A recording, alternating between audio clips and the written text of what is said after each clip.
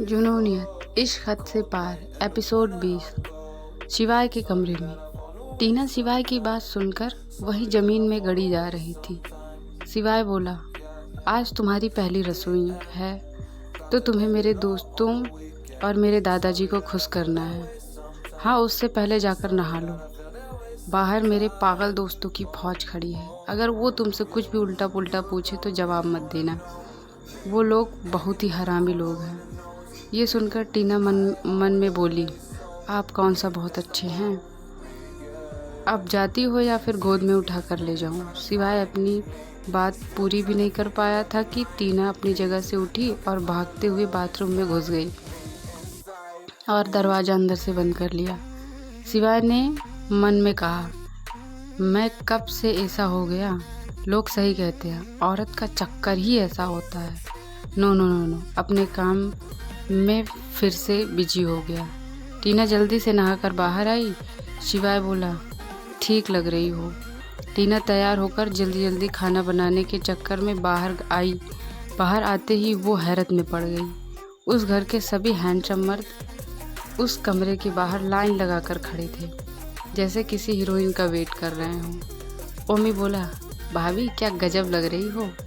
Orion भी बोला, आप बहुत सुंदर लग रही हैं। तभी टीना और कुछ नहीं बोली। तभी घर की एक मेड आई और टीना को अपने साथ ले गई। घर के सारे मर्द शिवाय के कमरे में धावा बोल दिया और सब गिरते पड़ते अंदर घुस गए। शिवाय बोला, तुम लोगों को सब्र नाम की चीज़ है या नहीं।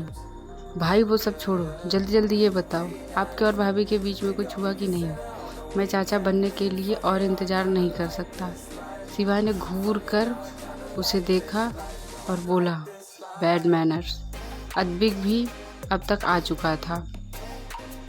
बोला, साले बैड मैनर गया तेल लेने। एक तो उस लड़की को अपनी गर्लफ्रेंड अनाउंस कर दिया और लगे हाथ शादी भी कर ली। तुम पसंद करते होगे पहले से ही ना। शिवाय बोला, मैं नहीं जानता, लेकिन इसके साथ शादी करने का एक सॉलिड रीज़न है मेरे पास। तब तक सिद्धार्थ बोला, हाँ, वो मेकअप की दुकान से छुटकारा पाने के लिए।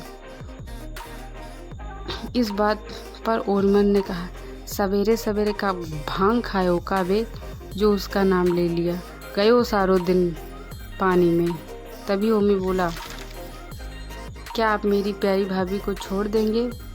तभी शिवाय ने कहा, ऐसा तुमसे किसने कह दिया कि मैं किसी का हाथ पकड़ने के बाद कभी नहीं छोड़ता है, ये सबको पता है। तभी अथर्व ने कहा, टीना कुछ ज़्यादा ही छोटी नहीं दिखती, कितने साल की होगी, कहीं 17-18 साल की तो नहीं है। शिवाय ने कहा, नहीं वो 25 साल की है। सिद्धार्थ ने बोला, वाह क्या बात है, तुम 33 साल के और वो 25 साल की, ज़्यादा छोटी। शिवाय बोला, खुश नहीं हो तुम लोग, सिंगल ही रहना पड़ेगा। ओरमन बोला, हम तो तुम्हारे बच्चे देखने के बाद ही शादी करेंगे। शिवाय सोचने लगा, उसने ऐसे कौन से अच्छे काम किए थे जो उसको ऐसे दबंग लोग मिले हैं। वो कुछ नहीं बोला। तभी आहान बोला, बताइए ना कुछ। शिवाय बोला कि उसका ग्रेजुएशन कंप्लीट हो जाए तो उसके बाद, उसके पहले कुछ नहीं।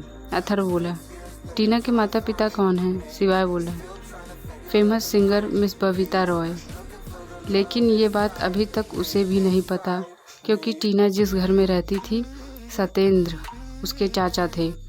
सत्येंद्र ने टीना को एक लावारिस हालत में मिली थी, लेकिन ये बात सत्येंद्र के अलावा कोई नहीं जानता।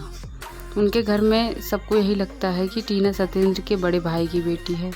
अद्विक ने फाइल ले ली और पढ़ने लगा, ये टीना का बाप तो बहुत कमीना आदमी है।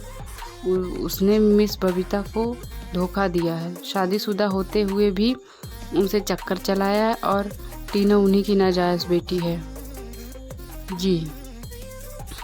और अब मिस बबीता इस दुनिया में नहीं है।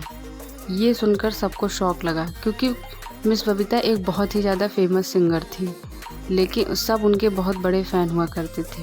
लेकिन बीच में वो अचानक से गायब हो गई और तब से उनका कोई अता पता नहीं है। लेकिन किसी को ये अंदाज़ा नहीं था कि वो अब इस दुनिया में नहीं है। आगे की कहानी सुनने के लिए जुड़े रहें हमारे साथ। और अभी तक मेरे चैनल को सब्सक्राइब नहीं किया है तो जल्दी जल्दी जाके सब्सक्राइब कर लिया। Thank you my YouTube family.